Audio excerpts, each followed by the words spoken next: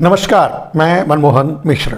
कुछ आपके विचारों को, कुछ अपने विचारों को, कुछ देश की समस्याओं को लेकर आपके बीच, आपके सामने उपस्थित हूं। दोस्तों, आज बात मोदी के तेजस इवेंट की और सभी राष्ट्रवादी पत्रकारों ने गोदी मीडिया का अपना गोदी मीडिया से सुपारी मीडिया से डाबर मीडिया बना मीडिया अपने हिसाब से, राष्ट्रवादी पत्रकार अपने हिसाब से, सभी अपने अपने तरीके से इस बात की व्याख्या, अच्छाई, बुराई, गलत, सही या जो भी वो समझ रहे हैं वो लोगों के सामने ला रहे हैं, कह रहे हैं। लेकिन सवाल ये उठता है कि नरेंद्र मोदी ने तेजस की सवारी की। अगर उसकी व्याख्या मैं करूं, अगर उस पर सवाल मैं उठाऊं, तो जो सवाल अब तक आप सुने होंगे, मेरे सवाल वो नहीं होंगे, उससे अलग हटकर होंगे। अलग क्या है मेरे सवाल? पहले तो परिणाम बता दूं। नरेंद्र मोदी ने तेजस की सवारी की, यहां भी पनौती। कैसे? कंगना, महारानी कंगना ने तेजस की सवारी क्या की? फिल्म इंडस्ट्री से ही ड्रॉप कर दी गई। अब शायद ही उनको कोई फिल्म इंडस्ट्री में मिले या काम मिले। अच्छा खासा दाल रोटी तो चल ही रहा था, अच्छा भला दुकान तो चली रही थी उनकी, और जहर फैलाने का काम तो बखूबी कर ही रही थी। अब उन्हें तेजस की सवारी नहीं करनी चाहिए थी, मैं समझता हूं, और तेजस ने उन्हें ड्रॉप कर दिया। फिल्म इंडस्ट्री से पूरी तरह से कंगना मैडम ड्रॉप हो गई। अब वही संयोग यहां भी हुआ होगा, अब जो भी मान लीजिए, मैं कहता हूं हुआ। नरेंद्र मोदी तेजस की सवारी किए, कंगना को फिल्म इंडस्ट्री से तेजस ने ड्रॉप करवा दिया, और नरेंद्र मोदी को राजनीति से ड्रॉप कर दिया, करवा दिया, या जो भी मान के आप चलिए। अगर आपको इस पर भरोसा नहीं तो 3 दिसंबर के बाद देख लीजिएगा। अब यह तो आपको समझ जाना चाहिए कि जिस इवेंट की तलाश में नरेंद्र मोदी तेजस की सवारी की, अक्सर वो जिस दिन चुनाव होता है, वोट पड़ता रहता है, उस समय कोई ना कोई ड्रामा जरूर करते हैं।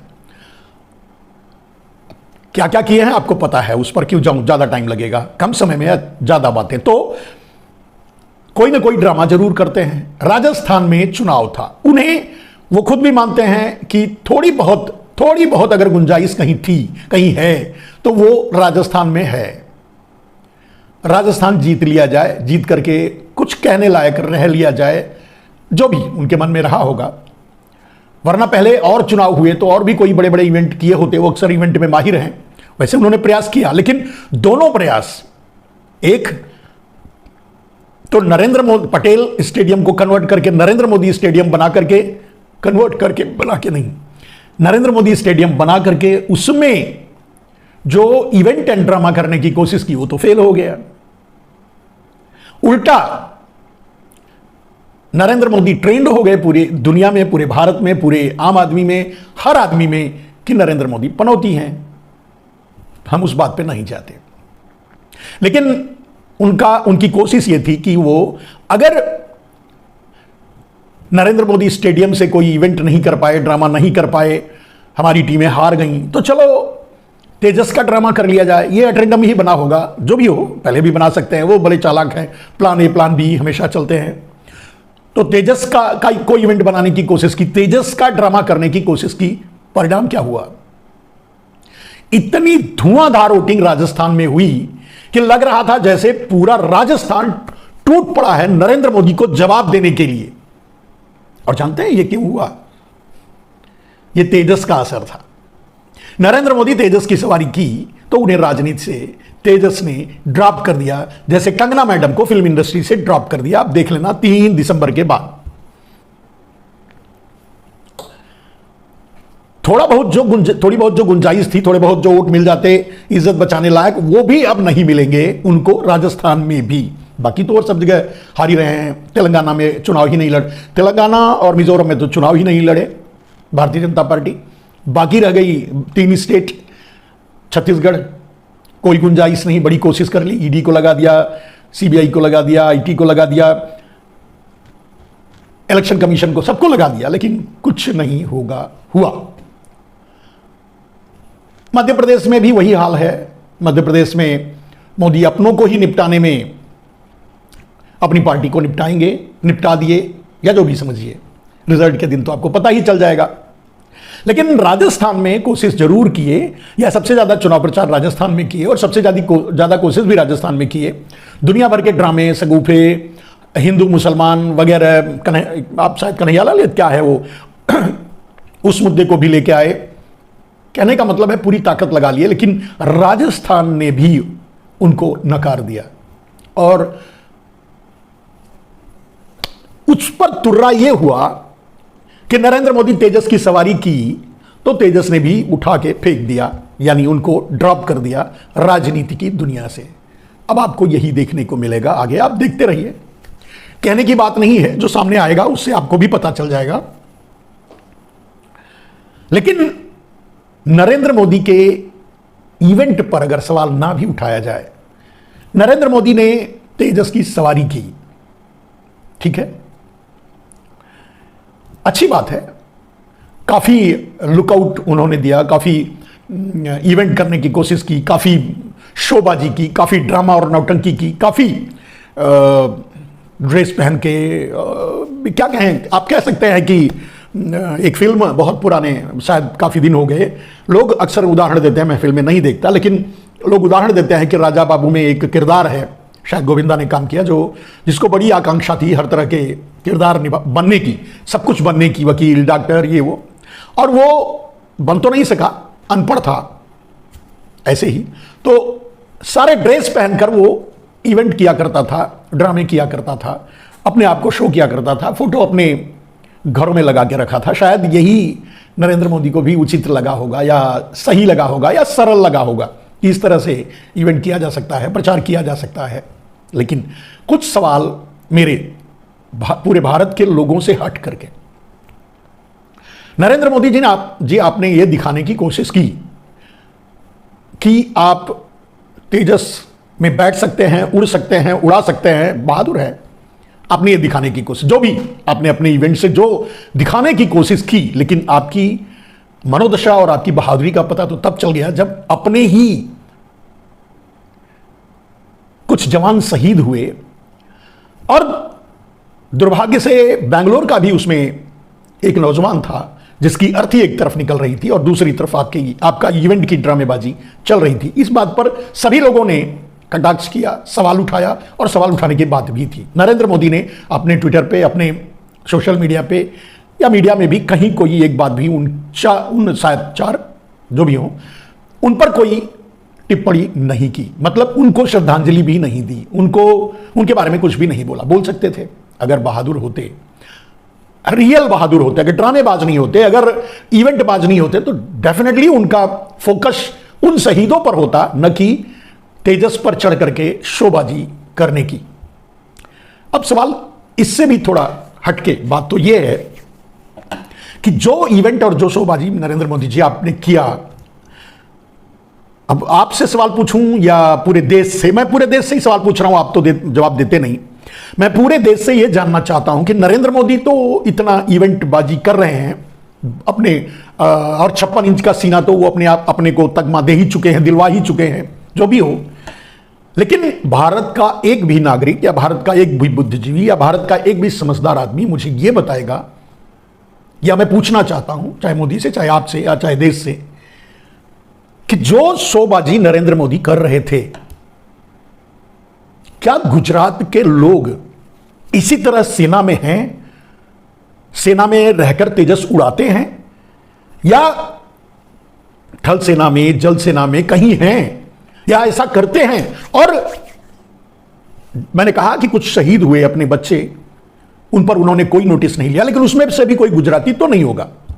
ये तो निश्चित है। और एक सवाल जो बार बार मैं अक्सर बोलता हूं, शायद मैं नहीं जानता कि ये सही है या गलत, कि मैं ये सवाल करता हूं कि गुजरात की आबादी जो भी 5 करोड़ 7 करोड़, यानी जो भी परसेंटेज हो पूरे भारत के लोगों का, जो भी परसेंटेज हो, क्या उसी परसेंटेज में गुजरात के लोग सेना में हैं, जिसकी ड्रामेबाजी, इवेंटबाजी नरेंद्र मोदी कर रहे थे? हैं सेना में, उड़ाते हैं। मतलब मैं ये कहना चाहता हूं कि क्या कभी आपने असल जिंदगी में, असल लड़ाई में, असल युद्ध में, रियल में आपने इस तरह का कोई किरदार देखा है?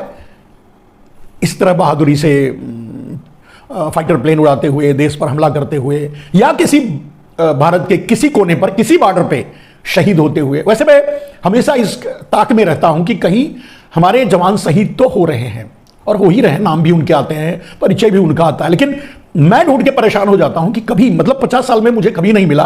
हो सकता है मैं अज्ञान हूं, ना जानता हूं, कि मुझे ऐसा कभी नहीं लगा, मुझे ऐसा कभी नहीं मिला कि किसी सैनिक ने, गुजरात के किसी सैनिक ने शहादत किसी बॉर्डर पे दी हो और उसकी अर्थी उसके गांव यानी गुजरात गई हो, और गुजरात में इस तरह का माहौल क्रिएट हुआ। मैंने नहीं देखा।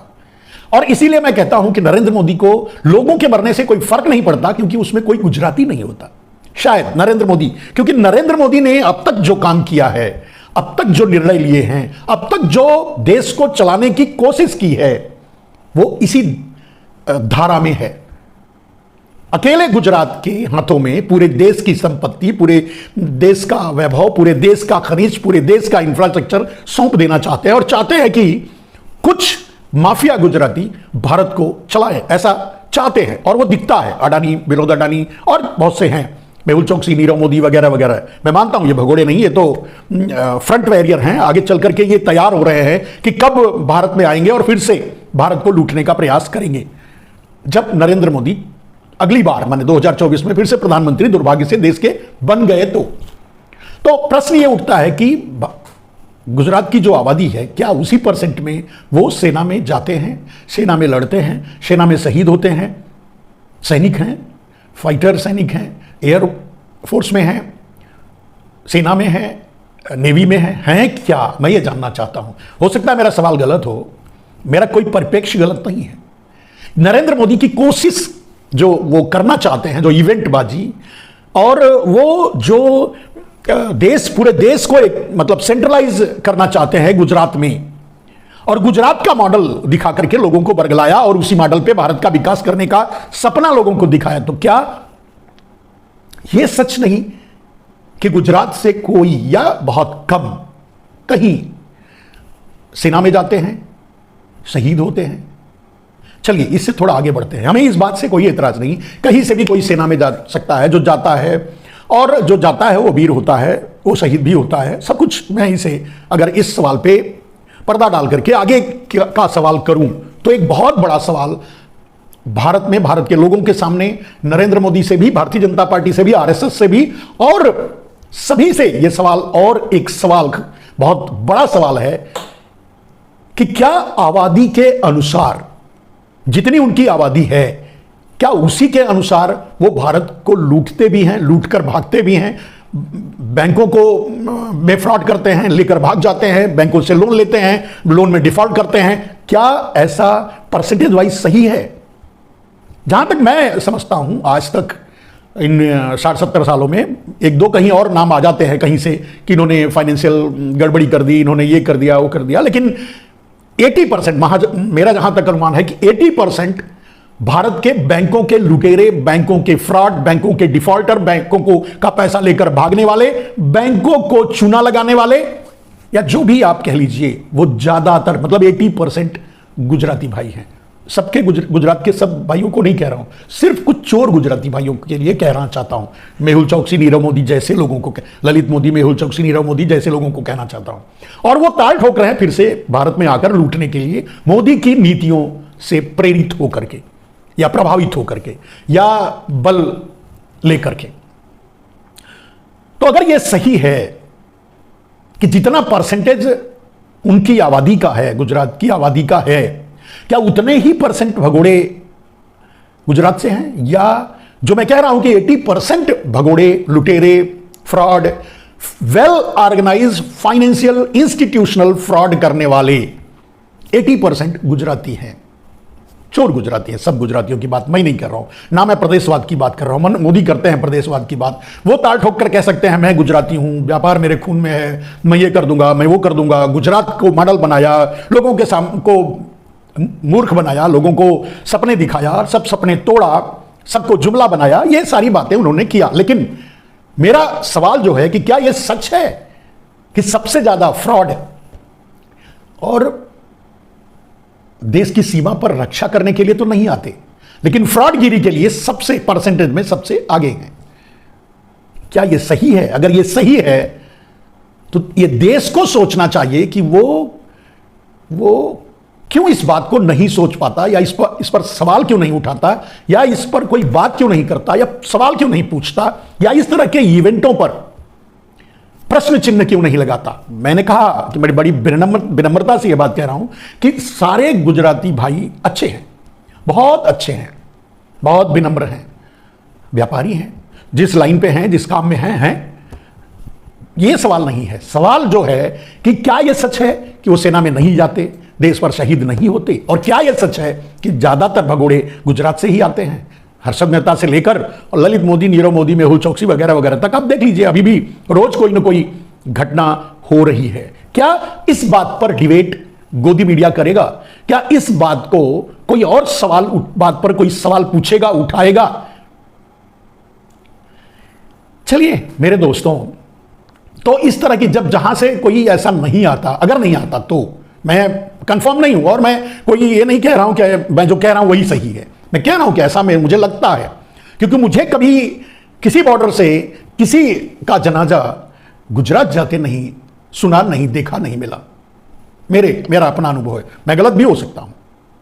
आपको खोजना चाहिए, आपको गूगल से सर्च करना चाहिए, देखना चाहिए, इस बात पर विचार करना चाहिए ऐसा क्यों है। लेकिन वहीं जहां well organised crime and financial institutional crime की बात होती है तो वो आगे रहते हैं, परसेंटेज में सर्वा वो हैं। आखिर ऐसा क्यों है? और फिर भी हम ये मान के चलते हैं कि नरेंद्र मोदी ये भी कह देंगे कहीं बैठकर विदेश में या जहां भी कि मैं गुजराती हूं, व्यापार मेरे खून में है, उसके बाद भी उनसे न्याय की उम्मीद करेंगे, या न्याय की उम्मीद करते हैं। नरेंद्र मोदी इवेंट कर सकते हैं, नरेंद्र मोदी थोथलेबाजी कर सकते हैं, ड्रामा कर सकते हैं, व्यापार कर सकते हैं, बेच सकते हैं, खरीद सकते हैं, जो कर रहे हैं, लेकिन राजनीति नहीं कर सकते, और ना ही अगर राजनीति में हैं तो किसी के साथ न्याय नहीं कर सकते। और आप देख रहे हैं किसी के साथ न्याय करना नरेंद्र मोदी को मुश्किल हो रहा है। अपने कमियों को छुपाने के लिए, उनके तरफ कोई उंगली ना उठाए, उन पर कोई सवाल ना करे, इसके लिए वो हर तरह के समझौते कर जाते हैं, सवाल नहीं उठाते, बोलते नहीं। और आपके सामने है, अगर नरेंद्र मोदी सचमुच ब्रेव होते, 56 इंच का सीना होता, सीने में दिल भी होता, तो वो उन शहीदों के बारे में बात करते, उन शहीदों के घरों पर भी जाते तो अच्छा ही था, या कम से कम जब बेंगलोर में थे इवेंट के लिए उस समय तो जा ही सकते थे, एक जगह तो जा ही सकते थे। तो क्या कोई शहीद उसमें गुजरात से नहीं था? या सीरियल वाइज आप देखते जाइए, गलवान घाटी हो, पुलवामा हो, या जितने भी आपको इस तरह की शहादतें अगर बॉर्डर से मिली हैं तो उसमें कोई नाम आपको कहीं मिला? खैर, ये मेरा सवाल है। और ये कोई ऐसा नहीं है कि मैं पूर्वाग्रह से ये बात कह रहा हूं या सवाल कर रहा हूं। सच मुझे ऐसा लगता है कि ऐसा ही सच है, और अगर ऐसा सच है तो देश को भी इस पर पूछना चाहिए, सवाल करना चाहिए, बोलना चाहिए। देश को सोचना चाहिए कि देश की बागडोर उन्होंने किसको थमा रखी है, किसको दे रखी है। क्या वो देश की बागडोर थामने लायक हैं, संभालने लायक हैं देश? और आप देख रहे हैं चीन के साथ पुलवामा के बाद जो ड्रामा चला, जो बातें हुई, जो घटनाएं हुई, वो सब स्क्रिप्टेड थी, और उसका इस्तेमाल उन्हें राजनीति में करना था, चुनाव में करना था, कर लिया, बात ये अलग है। लेकिन चीन की हिमाकत का कोई जवाब नरेंद्र मोदी नहीं दे रहे हैं, और ना ही चीन का नाम लेने से भी कतराते हैं, चाहे देश में हो चाहे विदेश में। इतने बहादुर हैं नरेंद्र मोदी, और उनका विदेश मंत्री तो खुद ही कह देता है कि इतनी बड़ी महाशक्ति है, इतने पैसे हैं उसके पास, हम छोटी सी इकोनॉमी है, हम उससे कैसे उलझ सकते हैं, उसके सामने कैसे खड़ा, जो भी है। ये तो हार मानने वाली बात है, ये तो सरेंडर करने वाली बात है, ये तो अपने आप को। अब ये बात अगर चाइना जब सुना होगा तो वो क्या सोचेगा भारत के बारे में। खैर, ये आप सोचते रहिए, आप समझते रहिए, और ये सब कुछ नरेंद्र मोदी के काल में ही हो रहा है, इसमें कोई दो राय नहीं। खैर, नरेंद्र मोदी का राजनीतिक ड्रॉप हो चुका है। प्रार्थना कीजिए ईश्वर से कि बहुत जल्दी उनसे छुटकारा मिल जाए इस देश को, और कम से कम 2024 में सारी राजनीति पार्टियों को यह चेतावनी है कि या तो सारी राजनीतिक पार्टियां जो भी हैं, छोटी हैं, बड़ी हैं, टेढ़ी हैं, मेढ़ी हैं, जहां की भी हैं, भारत के किसी कोने की, अगर सारी राजनीतिक पार्टियां मिल करके एक साथ मोदी से लड़ती हैं, मोदी के नीतियों से लड़ती हैं, मोदी के अराजकता से लड़ती हैं तो उन्हें हरा सकती हैं। ठीक है, और यह देश हित में होगा। लेकिन अगर ऐसा नहीं किए, अपने अपने स्वार्थों को, अपने अपने, जैसे अखिलेश यादव बहुत इधर उधर उछल कूद कर रहे हैं, मध्य प्रदेश में कुछ सीटें उनको मिलनी थी, ये छोटे मोटे त्याग उन्हें करने चाहिए।